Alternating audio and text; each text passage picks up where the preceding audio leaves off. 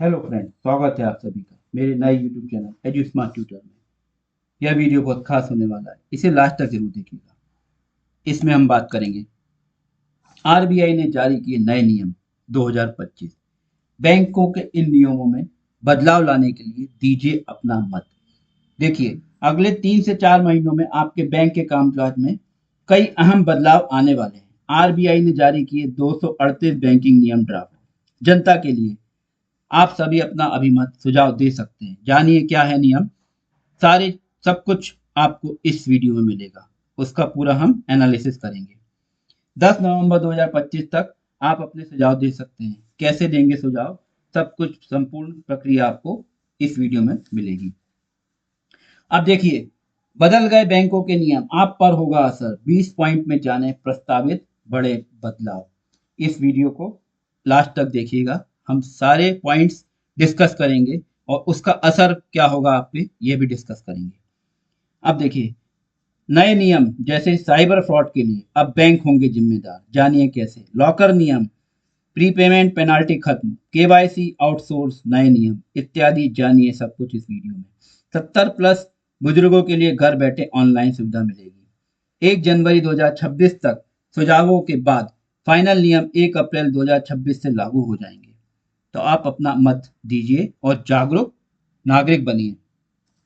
Bank की तय होगी जिम्मेदारी। ऐसा पहली बार आरबीआई ने 238 बैंकिंग नियमों के ड्राफ्ट पर 10 नवंबर तक आम लोगों के सुझाव मांगे हैं। अप्रैल 2026 तक सभी नियम लागू हो जाएंगे। अब हम डिस्कस कर लेते हैं। देखिए, सबसे पहले साइबर फ्रॉड 3 दिन में बता दिया तो जवाबदारी बैंक की होगी। चोरी या लापरवाही की स्थिति में बैंक जिम्मेदार होंगे। लोन ब्याज दर तय करने में भी आरबीआई ने गाइडलाइन जारी कर दी है। सभी लोन पर प्रीपेमेंट पेनाल्टी खत्म होगी और 70 से अधिक वर्ष के ग्राहकों के लिए घर बैठे बैंकिंग सुविधा।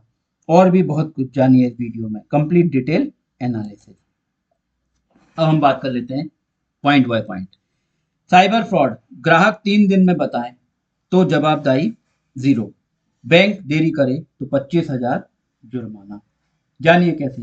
ग्राहक अगर 3 दिन में बता देते हैं कि उनके साथ ऑनलाइन फ्रॉड हुआ है और उसकी रिपोर्ट कर देते हैं, या लिखित में आवेदन दे देते हैं, या ऑनलाइन पोर्टल पर जाकर भी अपनी रिपोर्ट सबमिट कर देते हैं या आवेदन दे देते हैं, तो बैंक में आवेदन भी दे सकते हैं ग्राहक। तो सारी जिम्मेदारी जवाबदेही बैंक की होगी। अगर बैंक देरी करता है तो 25,000 तक जुर्माना बैंक पर लगेगा। पहले क्या होता था, पहले इसकी समय सीमा तय नहीं थी और इसका असर क्या होगा, बैंक की जवाबदारी तय होगी और बैंक जवाबदेह बनेंगे और ग्राहकों का बैंक पे भरोसा बढ़ेगा। अब नेक्स्ट पॉइंट देखिए। नेक्स्ट पॉइंट है, चोरी या लापरवाही की स्थिति में बैंक को लॉकर किराए का 100 गुना तक हर्जाना देना होगा। यह नियम लॉकर से संबंधित है। लॉकर में अगर आपने कोई सामान रखा है या कोई अन्य सोना चांदी या कोई अन्य महत्वपूर्ण दस्तावेज या जो भी रखा हुआ है सामान, अगर उसकी चोरी हो जाती है या कोई नुकसान होता है तो बैंक को किराए का 100 गुना हर्जाना तक देना होगा। बैंक जो किराया लेता है आपसे लॉकर का हर साल का, उसका बैंक को 100 गुना तक हर्जाना देना होगा। पहले क्या होता था, बैंक की जवाबदारी जिम्मेदारी नहीं थी। अब इसका असर क्या होगा, मजबूत सुरक्षा गारंटी मिलेगी और लोगों का, ग्राहकों का विश्वास बैंक पर बढ़ेगा। अब देखिए नेक्स्ट महत्वपूर्ण बिंदु है लोन का ब्यौरा। बैंक को ब्याज, फीस, पेनल्टी का ब्यौरा देना होगा। बैंक जानकारी, पहले क्या होता था, पहले बैंक जानकारी अस्पष्ट रहती थी तो इसका असर क्या होता था कि लोग, ग्राहकों को हिडन चार्जेस देना पड़ते थे और ग्राहकों को नुकसान होता था। लेकिन अब क्या होगा इसका असर, बैंक आपसे कोई भी चीज छुपा नहीं सकेगा। छुपे हुए हिडन चार्जेस खत्म होंगे। बैंक को सारी जानकारी ग्राहकों को बतानी होगी। नेक्स्ट देखिए, प्रीपेमेंट पेनाल्टी खत्म। प्रीपेमेंट पेनाल्टी खत्म, सभी लोन पर कोई अतिरिक्त शुल्क नहीं लगेगा। एक्स्ट्रा शुल्क नहीं लिया जाएगा किसी भी तरह का ग्राहकों से। सारी पेनाल्टी खत्म हो गई है।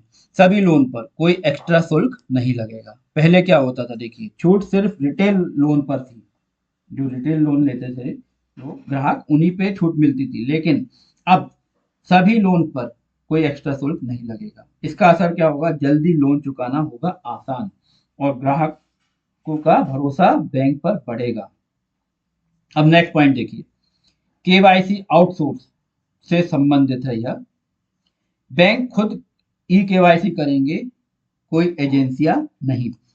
पहले क्या होता था, बैंक प्राइवेट एजेंसी को दे देते थे ई केवाईसी और प्राइवेट एजेंसी के एम्प्लॉय ई केवाईसी करते थे, जिससे कि जो डेटा रहता था ग्राहक का वह सुरक्षित नहीं रहता था। लेकिन अब ऐसा नहीं होगा, अब बैंक खुद करेंगे ई केवाईसी और आपका ग्राहकों का संपूर्ण डेटा बैंक के पास रहेगा और बैंक की जिम्मेदारी और जवाबदेही बढ़ेगी। इससे क्या होगा, इसका असर ये होगा कि ग्राहकों का डेटा सुरक्षित रहेगा और ग्राहकों का बैंक पे भरोसा बढ़ेगा। अब नेक्स्ट पॉइंट देखिए, नेक्स्ट पॉइंट है सिविल से लेके, सिविल स्कोर से लेके सिविल। पहले क्या होता था, सिविल अपडेट पेमेंट डिफॉल्ट हर माह 15 तारीख तक अपडेट होगा वर्तमान में। अब पहले क्या होता था, पहले ऐसा नहीं होता था। पहले सिविल जो था वो 90 दिन की समय सीमा में अपडेट होता था, सिविल क्रेडिट स्कोर। तो उससे क्या होता था कि ग्राहकों को सिविल स्कोर सुधारने में बहुत परेशानी होती थी और उनका सिविल स्कोर नहीं सुधरता था। लेकिन अब 15 तारीख तक अपडेट होगा हर महीने की सिविल स्कोर। इससे क्या होगा, लोग अपने सिविल स्कोर पे ज़्यादा जिम्मेदारी के साथ काम कर सकते हैं और उसको देख भी सकते हैं और इसका असर होगा, क्रेडिट कार्ड रिपोर्ट सुधरेगी और ग्राहकों का बैंक पे भरोसा बढ़ेगा। अब नेक्स्ट देखिए, लोन दस्तावेज, लोन डॉक्यूमेंट। बैंक लोन चुकाने के 30 दिन में लौटाएंगे। अगर आपने किसी भी तरह का बैंक से लोन लिया है, प्राइवेट बैंक से या सरकारी बैंक से या क्षेत्रीय ग्रामीण बैंक से, किसी भी बैंक से आपने लोन लिया है किसी भी तरह का, तो अब लोन अगर आपने पूरा चुका दिया है, पेमेंट कर दिया है लोन का, जो भी राशि थी आपकी, तो 30 दिन के बाद, लोन चुकाने के 30 दिन के बाद अगर बैंक आपके डॉक्यूमेंट नहीं लौटाते हैं तो डेली प्रतिदिन के हिसाब से 5,000 रुपये फाइन लगेगा। अब इससे होगा क्या, देखिए पहले कोई तय समय सीमा नहीं थी इसकी, अब इसका असर क्या होगा, आपकी दौड़ भाग खत्म होगी और आपको समय पे सारे दस्तावेज बैंक को उपलब्ध कराना अनिवार्य होगा, वरना बैंक को देना होगा 5,000 रुपये प्रतिदिन के हिसाब से जुर्माना। तो इससे क्या होगा, ग्राहकों का भरोसा बैंक पे बढ़ेगा। अब नेक्स्ट देखिए, क्लेम सेटलमेंट। आपका किसी भी तरह का क्लेम है, अमाउंट से लेके क्लेम है या फिर आपके साथ कोई फ्रॉड हुआ है उसका क्लेम है, किसी भी तरह के क्लेम का सेटलमेंट 15 दिन के भीतर निपटाना जरूरी होगा। अगर ऐसा नहीं होता है तो बैंक पे फाइन लगेगा। पहले इसकी कोई समय सीमा नहीं तय थी, लेकिन अब जल्दी समाधान मिलेगा, 15 दिन के भीतर ही आपको समाधान मिल जाएगा। इससे बैंकों पर ग्राहकों का भरोसा बढ़ेगा। अब नेक्स्ट देखिए, नेक्स्ट है सीज प्रॉपर्टी, जब्त संपत्तियां। बैंक अगर कोई प्रॉपर्टी आपने लोन लिया है और लोन के संबंध में बैंक ने आपको पत्राचार किया है और आप किसी कारणवश लोन नहीं चुका पा रहे हैं और आप डिफॉल्टर हो गए हैं, तो उस केस में बैंक को यह पूरा अधिकार रहता है कि आपकी प्रॉपर्टी को सीज कर लेता है और बैंक क्या करता है, इसको जब्त कर लेता है आपकी प्रॉपर्टी को और जब्त की हुई संपत्तियों को की नीलामी करता है और उन नीलामियों से बैंक जो वसूली होती है उससे भरपाई करता है, जो बैंक को नुकसान हुआ था उस अमाउंट का।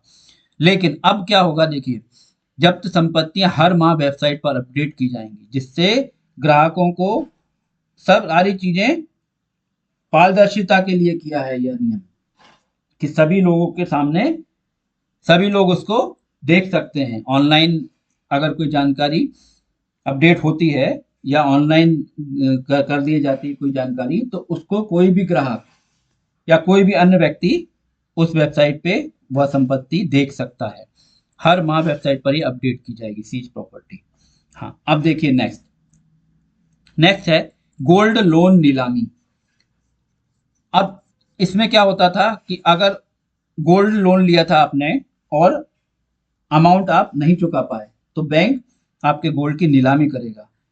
पहले यह नियम था कि पहले डायरेक्ट बैंक ग्राहकों को बिना बताए और प्राइवेट एजेंसियों के साथ मिलकर नीलामी कर देता था, लेकिन अब यह नियम बदलने वाला है। देखिए, इस नियम से क्या होगा, ग्राहक की उपस्थिति अनिवार्य रहेगी और ग्राहक को शपथ पत्र भी देना होगा। ग्राहक के साथ पारदर्शिता होगी, मतलब ग्राहक को शपथ पत्र देना होगा और ग्राहक की उपस्थिति भी अनिवार्य होगी, तभी नीलामी हो सकेगी। इससे प्राइवेट एजेंसियों पर शिकंजा कसेगा और लोगों का भरोसा बैंक पर बढ़ेगा।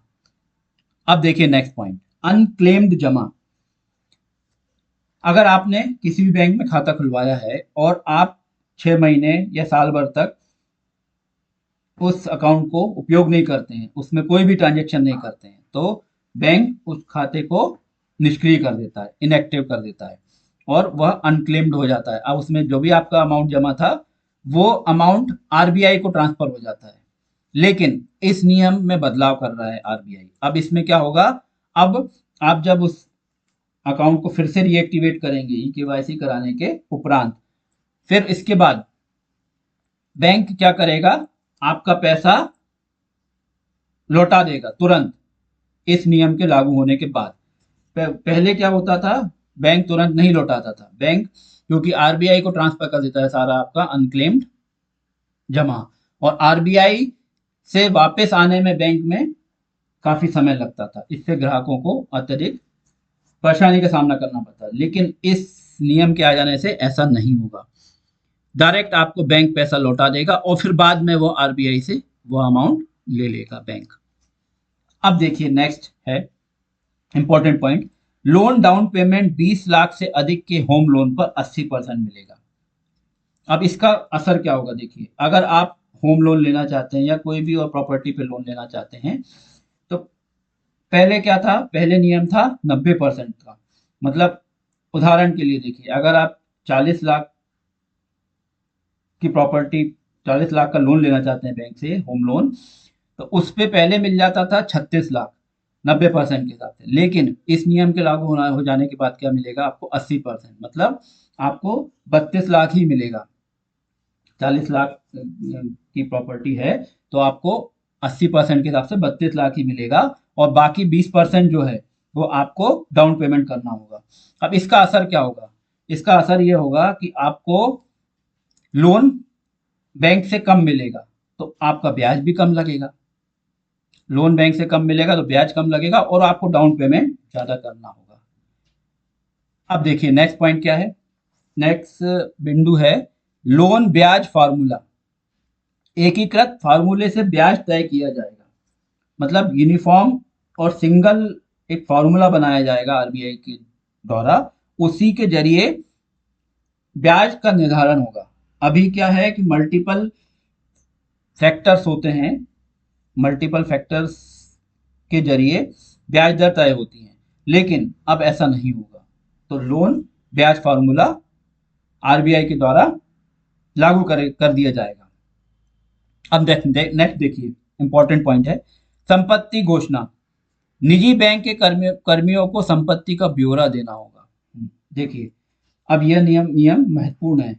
सभी को पारदर्शिता के लिए बैंक ने यह नियम लागू करने का प्रावधान किया है आरबीआई ने कि सभी निजी बैंक के कर्मचारियों को उनके पास जो भी संपत्ति है, उनकी पेरेंटल संपत्ति है या खुद के द्वारा स्वयं के द्वारा अर्जित है, सब संपत्तियों का ब्यौरा देना होगा। और आय से अधिक संपत्ति अगर उनके पास है और वह ब्यौरा कर्मचारी नहीं दे पा रहे हैं तो ऐसी स्थिति में उनके खिलाफ कानूनी कार्रवाई भी की जा सकती है। अब देखिए नेक्स्ट इंपॉर्टेंट पॉइंट है लॉटरी चिट फंड पर रोक। लॉटरी और चिट फंड पर रोक लगा दी जाएगी। ऐसे खातों या ट्रांजैक्शन की मंजूरी नहीं देंगे।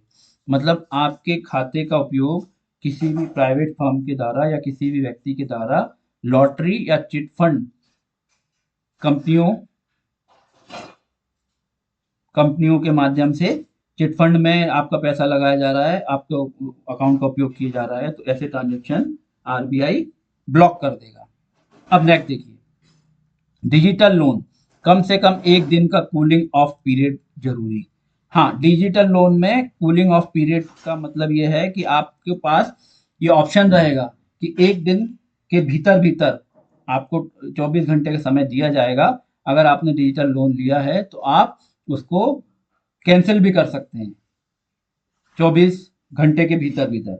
और अगर आपने 24 घंटे के भीतर उसको कैंसिल कर लिया तो आपकी कोई पेनाल्टी आपके ऊपर नहीं लगेगी और वह लोन क्लोज हो जाएगा। अब देखिए नेक्स्ट, संवेदनशील पदों पर छुट्टी। संवेदनशील पदों पर छुट्टी, बैंक कर्मियों को 10 दिन की अनिवार्य छुट्टी दे दी जाएगी। अगर संवेदनशील पदों पर है अधिकारी, तो अगर उनको आवश्यकता पड़ती है तो बैंक 10 दिन की छुट्टी उनको अनिवार्य दे देगा। अब देखिए नेक्स्ट पॉइंट है केवाईसी। सामान्य खातों में 10 साल में जरूरी होती है, मध्यम में 8 साल में और उच्च जोखिम में 2 वर्ष में केवाईसी। मतलब बैंक में डिफरेंट डिफरेंट तरह के खाते होते हैं, उन खातों में सामान्य खातों में 10 साल में करना अनिवार्य है केवाईसी, और मध्यम में 8 साल में, और हाई जोखिम वाले खातों में 2 साल में केवाईसी करना जरूरी है बैंक को, सभी ग्राहकों की। अब नेक्स्ट पॉइंट देखिए, कम अवधि के लोन, 3 साल से कम के लोन भी एमसीएलआर से नीचे नहीं। 3 साल से कम के लिए भी आप लोन ले रहे हैं तो अब भी एमसीएलआर से नीचे की ब्याज दर पर लोन नहीं मिलेंगे। अब इसको हम समझ लेते हैं। एमसीएलआर क्या होता है? Marginal cost of fund based lending rate. MCLR होता है marginal cost of fund based lending rate. इसका क्या मतलब होता है? बैंक लोन देता है तो मिनिमम रेट ऑफ इंटरेस्ट जो है वो एमसीएलआर है। मतलब मिनिमम रेट ऑफ इंटरेस्ट है ये पर प्रतिशत में, जिससे कम पर कोई भी बैंक ग्राहक को लोन नहीं दे सकता। और यह कौन तय करता है? यह आरबीआई तय करता है। आरबीआई तय करता है कि परसेंटेज कितना रहेगा। बहुत सारे फैक्टरों पे ये डिपेंड करता है। अब इसी में एक होता है important factor CRR, cash reserve ratio. तो कैश रिजर्व रेशियो क्या होता है? ग्राहकों की कुल जमा राशि, ग्राहकों की जितनी भी कुल जमा राशि है उसका वाणिज्यिक बैंक उसका परसेंटेज आरबीआई के पास नगद के रूप में रखते हैं। अब कितना परसेंटेज होता है यह आरबीआई तय करता है, और वो परसेंटेज ही सीआरआर कहलाता है, कैश रिजर्व रेशियो। आरबीआई मौद्रिक नीति के लिए ऐसा करता है, और आरबीआई ऐसा इसलिए भी करता है ताकि नकदी की उपलब्धता रहे, लिक्विडिटी नियंत्रित करने के लिए भी यह करता है। अब देखिए नेक्स्ट पॉइंट। हाँ, अब आप अपने सुझाव ऐसे दीजिएगा। यहां तक हमने सारे पॉइंट्स डिस्कस कर लिए। अब इन्हीं बिंदुओं पर, इन्हीं पॉइंट्स पर आप अपने सुझाव देना चाहते हैं। आपको कुछ इसमें लगता है कि इसमें संशोधन की आवश्यकता है, या फिर अपना कोई महत्वपूर्ण सुझाव देना चाहते हैं कि ऐसा और कोई इसमें अमेंडमेंट कराना चाहते हैं, सब कुछ आप कर सकते हैं। आप अपना सुझाव कैसे देंगे? देखिए, सबसे पहले आप जाएंगे rbi.org.in वेबसाइट पर। अब स्क्रीन पे देखिए, आपको स्क्रीन दिख जाएगी। अब इस स्क्रीन में आपके सामने एक टैब दिखाई देगा, व्हाट्स न्यू।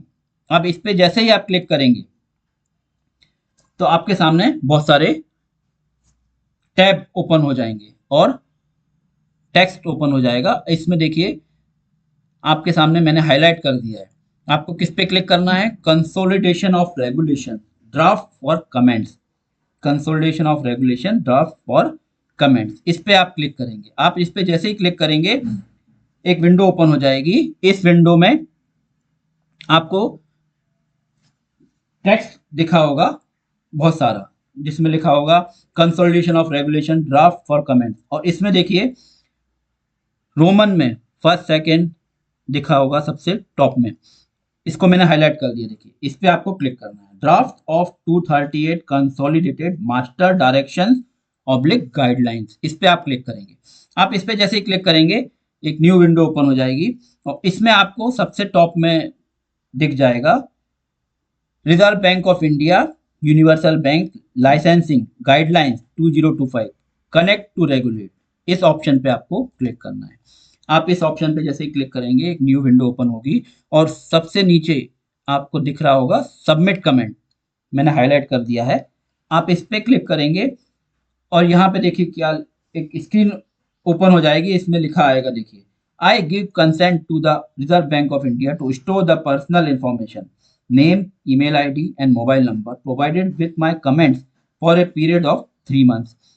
इसके बाद आपको टिक करना है I have read and agreed with the terms and condition above.